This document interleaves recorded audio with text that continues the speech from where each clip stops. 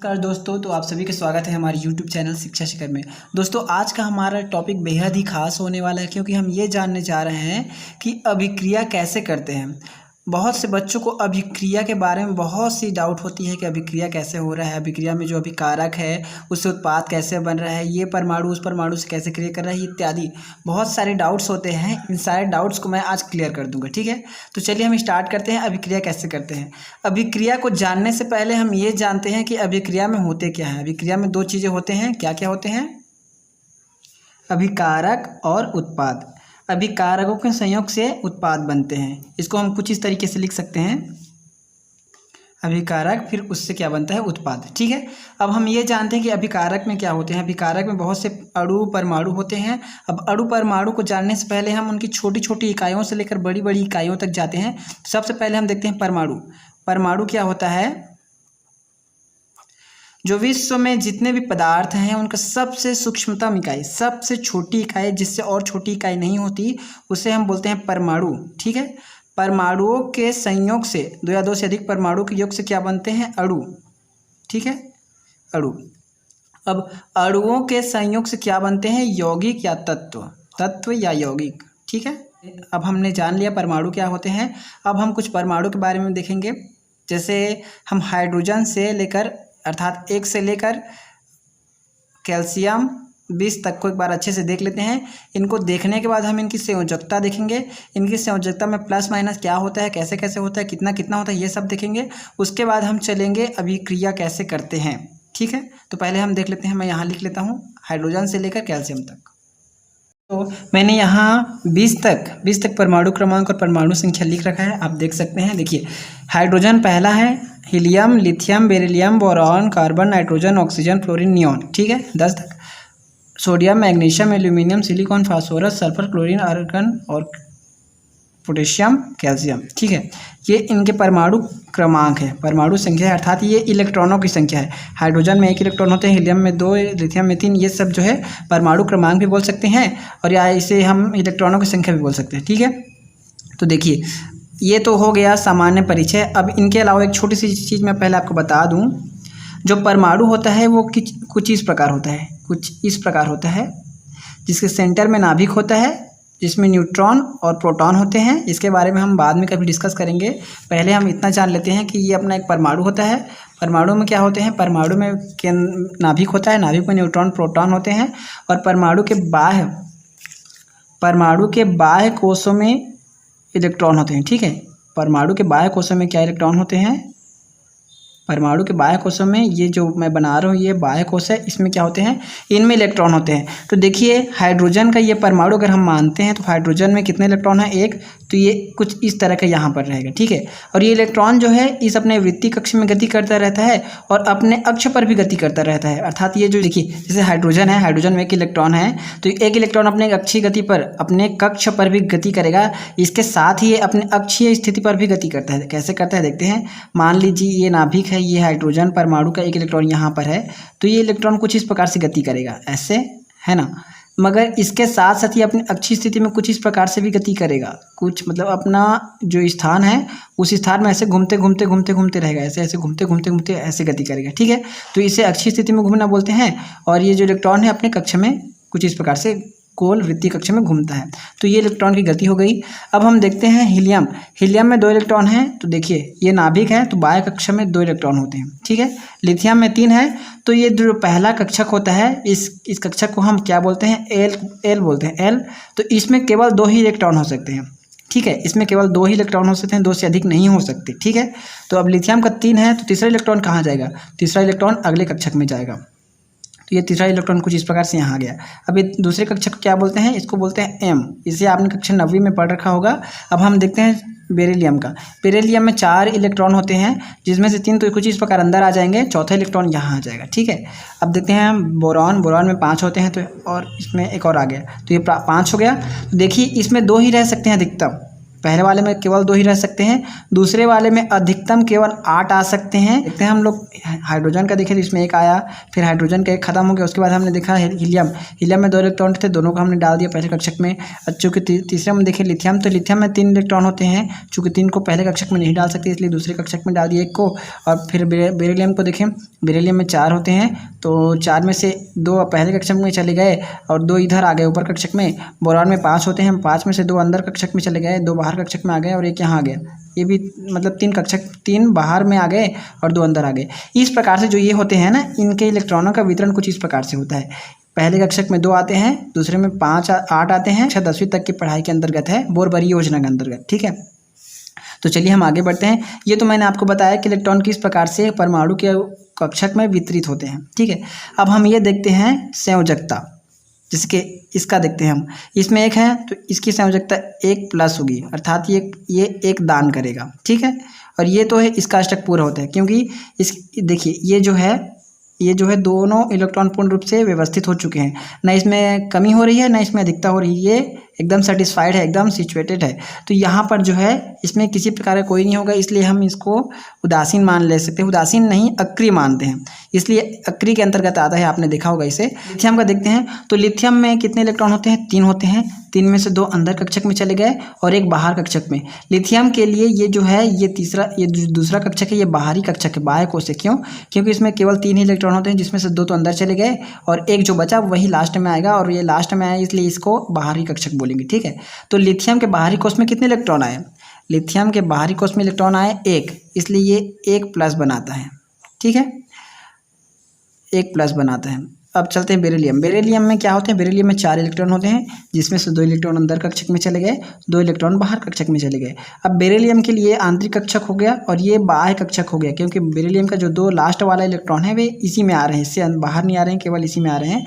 इसलिए ये जो दूसरा कक्षक है ये वाला, ये बेरिलियम के लिए अंतिम अर्थात लास्ट कोश होगा, इसके हम क्या बोलते हैं? बाह्य कोश बोलते हैं। तो बेरिलियम के बाह्य कोश में कितने इलेक्ट्रॉन हैं? 2 इलेक्ट्रॉन, तो ये बनाएगा 2+, ठीक है, 2+ बनाएगा, क्योंकि 2 जब 2+ कर देगा अर्थात 2 को जब ये दे देगा किसी को, तब इसके अंतर कक्ष में केवल 2 इलेक्ट्रॉन बचेंगे, जो कि पूर्णतः सेटिस्फाइड है, पूर्णतः स्यूटेटेड है और सेटिस्फाइड है, मतलब ये संतुष्ट हैं। ये अपना जो है अष्टक बोलते हैं, अर्थात ये अपना जो है स्थायित्व को प्राप्त कर चुके हैं। 2 है तो, और बाहर में 8 होंगे तब स्थायित्व प्राप्त होता है, अंदर में 2 होते हैं तो स्थायित्व प्राप्त होता है। तो देखिए यहाँ पर जो 2 इलेक्ट्रॉन है ये यहाँ पर हो गया, तो इसका जो है अष्टक पूरा हो गया, ठीक है। अब हम चलते हैं आगे। बोरॉन का देखते हैं। बोरॉन का होता है 5, तो देखिए 5 में 2 इधर आ गया और 3 बाहर में आ गया। अब बोरॉन के लिए भी ये क्या है? ये बाह्य कोश है, तो बोरॉन के लिए 3+ बनेगा, क्योंकि इसके बाह्य कक्षक में इलेक्ट्रॉन आ रहे हैं। तो इस प्रकार हम क्या निकालते हैं? इस प्रकार हम इनकी संयोजकता निकालते हैं, इन्हें हम संयोजकता बोलते हैं। इसी प्रकार हम पूरे 20 तक का संयोजकता निकाल सकते हैं। अब इन्हीं संयोजकता के आधार पर ही हम अभिक्रिया करते हैं। कैसे करते हैं? कुछ उदाहरण मैं ले लेता हूँ। देखिए अभिक्रिया कैसे करते हैं, ये आपको एकदम मक्खन हो जाएगा। आपने यहाँ तक अभी तक देखा कि परमाणु होते हैं, उनके इलेक्ट्रॉन होते हैं, इलेक्ट्रॉन के बाद उनकी संयोजकता निकाली जाती है। संयोजकता कैसे निकाली जाती है? संयोजकता कुछ इस प्रकार से निकाली जाती है, जैसे हाइड्रोजन का 1 होता है तो इसका 1+ होगा, अर्थात ये 1 त्याग सकता है, ये हाइड्रोजन जो है 1+ त्याग सकता है, 1 इलेक्ट्रॉन किसी को दे सकता है। हीलियम के पास 2 होता है और 2 है, और ये 2 में ही सेटिस्फाइड है, क्योंकि 2 इसके बाह्य कोश में 2 ही होते हैं, इसलिए अक्रिय है, ये किसी से क्रिया नहीं करेगा, ठीक है। लिथियम में 3 इलेक्ट्रॉन होते हैं, 3 में से 2 अंदर गया और 1 बाहर आया। इसे बोरबरी योजना से कक्षा 9वीं में आपने पढ़ा होगा। जैसे मैं लिथियम का देखूं, लिथियम में 3 है तो इसको 2 और 1 लिखते हैं, है ना। बेरिलियम में 4 है तो इसको क्या लिखते हैं? 2 और 2 लिखते हैं। बोरॉन में 5 है, 5 को क्या लिखते हैं? 2 और 3 लिखते हैं, इसलिए 3+ आ गया, इसमें 2+ आ गया, इसमें 1+ आ गया। कार्बन का क्या होता है? कार्बन का 2 4, कार्बन 4 दे भी सकता है, 4 ले भी सकता है, ये प्लस भी बनाता है, ये माइनस भी बनाता है। नाइट्रोजन का क्या है? नाइट्रोजन का 7 है, तो 2 और 5, 2 5, मतलब ये 5 है ना। इसको अष्टक पूरा करने के लिए कितना चाहिए? मतलब इसके लास्ट में इस वाले कोश में 8 इलेक्ट्रॉन होने के लिए कितना चाहिए? इसमें 5 इलेक्ट्रॉन है बाह्य कोश में, कितना और चाहिए इसे 8 होने के लिए? इसे 3 और चाहिए। इसे क्या करना है? इसको चाहिए बोल रहा हूँ मैं ना, चाहिए बोल रहा हूँ, मतलब ये माइनस बनाएगा, 3- बनाएगा। ले रहा है मतलब ऋण ले रहा है, ऋण मतलब माइनस, ठीक है। ले रहा है मतलब ऋण उधारी ले रहा है, तो इसे हम माइनस कहते हैं। तो ये हो जाएगा, इससे कितने इलेक्ट्रॉन चाहिए, इससे चाहिए इलेक्ट्रॉन 3 अपने अष्टक पूरा करने के लिए। तो ये जो 3 इलेक्ट्रॉन चाहिए यही इसकी संयोजकता है, नाइट्रोजन की संयोजकता 3 माइनस। ठीक है, देखते हैं ऑक्सीजन। ऑक्सीजन 2 और 6। अब इसे कितने चाहिए अष्टक पूरा करने के लिए, इसे 2 चाहिए, तो इसका 2 माइनस होता है। ठीक है, -2 या 2 माइनस जो भी बोल सकते हैं आप। फ्लोरीन का बोले तो 2 और इसका आ जाएगा 7। तो इसे अष्टक पूर्ण अर्थात इसके 8 इलेक्ट्रॉन होने के लिए कितने चाहिए, इसमें 8 इलेक्ट्रॉन होने के लिए चाहिए 1। तो फ्लोरीन क्या बनाता है, -1 बनाता है। नियॉन का देखें तो नियॉन का 2 और 8। देखिए यहाँ तो अष्टक पूरा हो गया इसका, यहाँ अष्टक पूरा हो गया, इसलिए ये भी हीलियम की तरह अक्रिय है। ठीक है, ये भी किसी से क्रिया नहीं करेगा। तो इस प्रकार हम इनकी संयोजकता निकालते हैं। संयोजकता किसे कहते हैं, मैं मूल रूप से उसको कम शब्दों में बताऊं तो संयोजकता बोलते हैं अष्टक पूरा करने के लिए जितने इलेक्ट्रॉन की आवश्यकता होती है या जितने इलेक्ट्रॉन को त्यागा जाता है। अष्टक पूरा करने के लिए जितने इलेक्ट्रॉन की आवश्यकता होती है, जितने इलेक्ट्रॉन को त्यागा जाता है, उन इलेक्ट्रॉनों की संख्या को हम संयोजकता कहते हैं। जैसे देखिए यहाँ पर 2 और 1 किसका, लिथियम का। ये अपना अष्टक पूरा करने के लिए अर्थात 2 लाने के लिए, 2 लाकर सेटिस्फाइड होने के लिए कितना इलेक्ट्रॉन त्यागेगा, 1 त्यागेगा, इसलिए इसका 1+ है। त्यागना, जहाँ इलेक्ट्रॉन त्यागा जाता है वहाँ प्लस चिन्ह आता है, जहाँ इलेक्ट्रॉन ग्रहण किया जाता है वहाँ माइनस चिन्ह आता है, ये आपको पता होगा। तो देखिए बोरॉन का क्या हो गया, बोरॉन का 5 होता है, 5 तो 2 लिखा मैंने, फिर 3 लिखा, इस प्रकार तोड़ा तो ये देखिए 3 है। अब इसे 8 3 है।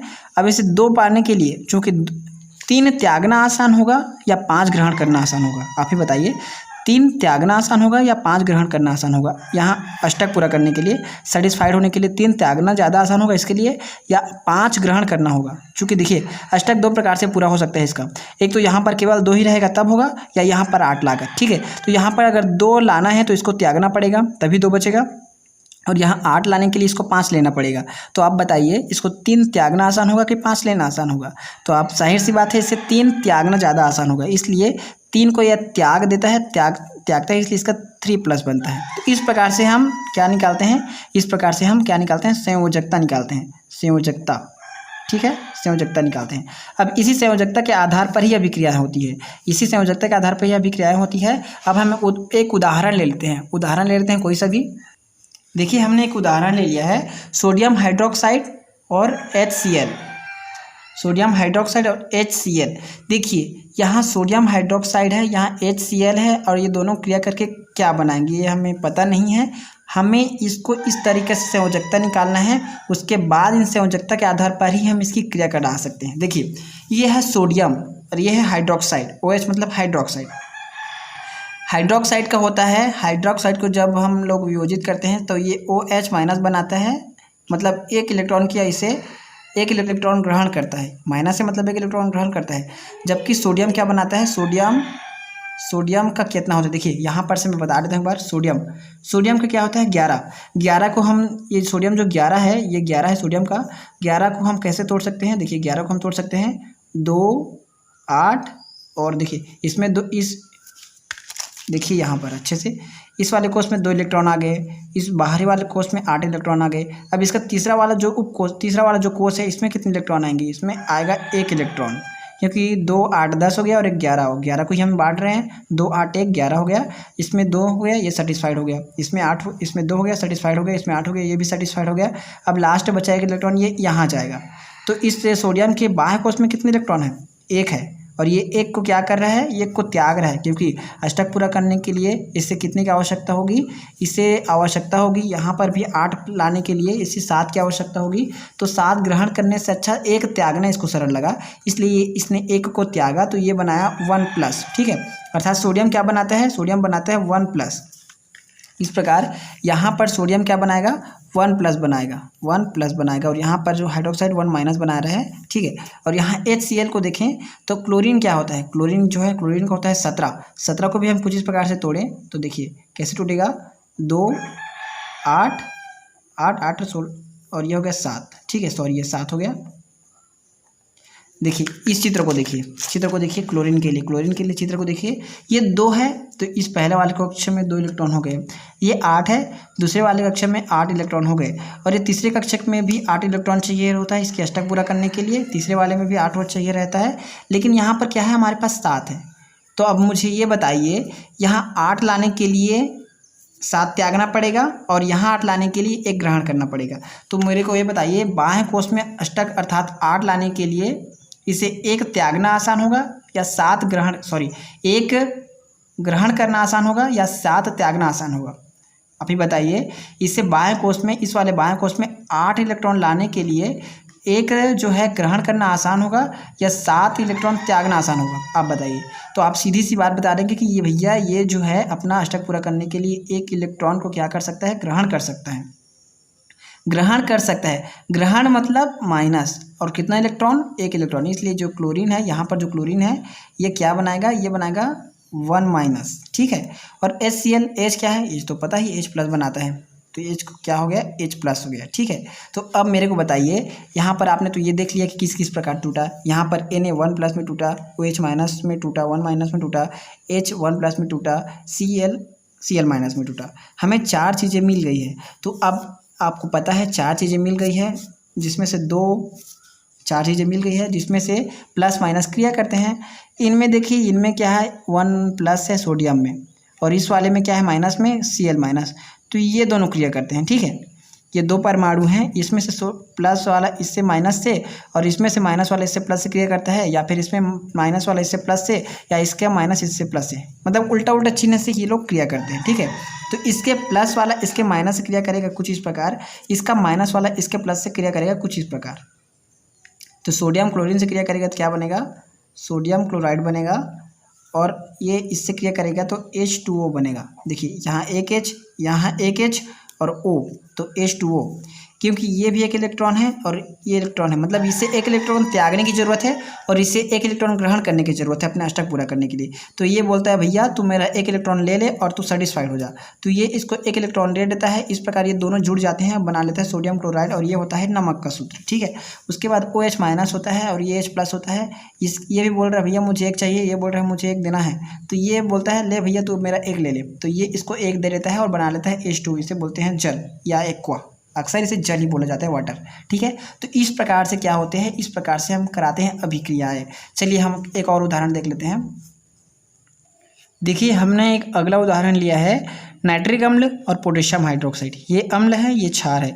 अम्ल क्षार परस्पर क्रिया करके जो भी बनाते हैं, इसको मैंने आपको बताया है। इसे मैं अभी नहीं बता रहा हूँ। क्यों नहीं बता रहा हूँ? क्योंकि हमें ये अभी नहीं पता है। हम मान के चलते हैं कि क्या बनेगा, हम इनको देखकर ये बताएंगे कि क्या बनेगा, ठीक है। तो हम इनको निकालते हैं। पहले हम इसे तोड़ेंगे। इसे हम पहले तोड़ते हैं। ये कैसे कैसे टूटेगा ये मैं आपको बता दूँ। देखिए ये है हाइड्रोजन, ये नाइट्रोजन, ये है ऑक्सीजन।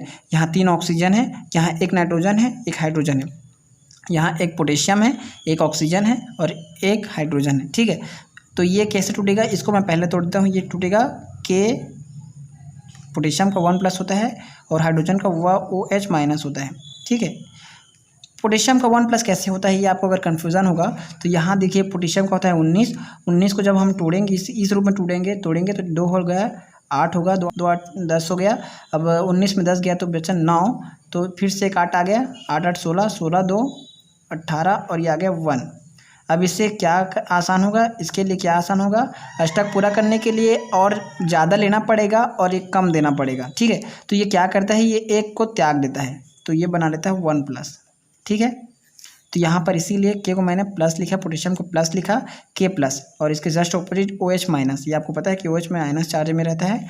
और यहाँ पर अच्छे से देखिए, तो यहाँ पर ये H टूटेगा H प्लस में। आपको पता है H कैसे प्लस में टूटा है, ये ऊपर मैंने बता रखा है। और ये नाइट्रोजन जो है दोस्तों, ये जो है एक है ना, इसको हम अलग नहीं लेंगे, ये पूरा एक चीज़ है। इसे बोलते हैं नाइट्रेट, ठीक है। ये हाइड्रोजन, ये नाइट्रेट है। तो नाइट्रेट एक अकेले में टूटता है, इसको बोलते हैं NO3 माइनस, ठीक है। तो अब मुझे ये बताइए, यहाँ पर जो है 2 चीज़ें हैं, 2 चीज़ों में दोनों चीज़ अपने अपने तरफ से टूट गए, तो दोनों का जो अपोजिट चार्ज होता है ये कौन कौन से हैं? देखिए यहाँ पर ये प्लस में है और ये माइनस में है, तो ये दोनों क्रिया करेंगे एक दूसरे से। यहाँ पर ये माइनस में और ये प्लस है, तो ये दोनों करेंगे एक दूसरे से, ठीक है। इस प्रकार हमने तोड़ रखा है। अब इस प्रकार हमने क्रिया करा रखा है। अब देखिए H और OH दोनों जुड़ेंगे तो क्या बनेंगे? H2O अर्थात जल, क्योंकि ये भी माइनस है और ये प्लस है, और ये बोलता है ये माइनस और ये प्लस। ये बोलता है भैया मुझे 1 चाहिए इलेक्ट्रॉन, अपना घर पूरा करने के लिए। ये बोलता है मुझे भी एक इलेक्ट्रॉन देना है किसी को अपना घर पूरा करने के लिए। तो ये बोलता है भैया तो आप मुझे अपना दे दो और मेरे साथ जुड़ जाओ। तो ये दोनों जुड़ जाते हैं आपस में। उसके बाद यहाँ पर देखिए ये नाइट्रेट है, ये पोटेशियम। ये बोलता है इससे भैया मुझे एक इलेक्ट्रॉन चाहिए अपना घर पूरा करने के लिए। ये बोलता है मुझे भी एक इलेक्ट्रॉन एक्स्ट्रा हो गया मेरे पास, मुझे भी एक देना है किसी को अपना घर पूरा करने के लिए। तो ये बोलता है तू ले ले और मेरे साथ जुड़ जा। तो ये दोनों जुड़ जाते हैं, बोलता है पोटेशियम नाइट्रेट। तो इस प्रकार पोटेशियम नाइट्रेट बन जाता है और बनता जाता है। इस प्रकार क्रियाएं होती है, इस प्रकार अभिक्रियाएं होती है। अभिकारकों को पहले हम तोड़ते हैं, उनका प्लस माइनस चार्ज देखते हैं, वे किस प्रकार टूटेंगे ये देखते हैं। उसके बाद प्लस माइनस चार्ज किससे किससे क्रिया करेंगे ये देखते हैं। क्रिया करके वे क्या बना रहे हैं ये देखते हैं। उसके बाद हमारा जो है यहाँ बनता है। ठीक है, अब हम एक और लास्ट उदाहरण लेंगे, उसके बाद हमारा ये टॉपिक कंप्लीट हो जाएगा। देखिए हमारा नेक्स्ट एग्जाम्पल है सल्फ्यूरिक अम्ल की अभिक्रिया हम सोडियम हाइड्रोक्साइड से कराते हैं तो क्या बनेगा। ठीक है, ये हमारा नेक्स्ट एग्जाम्पल है। अब हम ये कैसे होगा ये देखेंगे। ठीक है, तो इसे हम अच्छे से देखें तो यहाँ 2 हाइड्रोजन है, 2 हाइड्रोजन, ये क्या टूटेगा, ये टूटेगा H2+ या 2H+ भी लिख सकते हैं, H2+ भी लिख सकते हैं। ठीक है, ये क्या टूटेगा, ये Phi2- में टूटेगा, ये Na+ में टूटेगा। Na+ कैसे आता है मैंने बता रखा है, ये टूटेगा OH- में।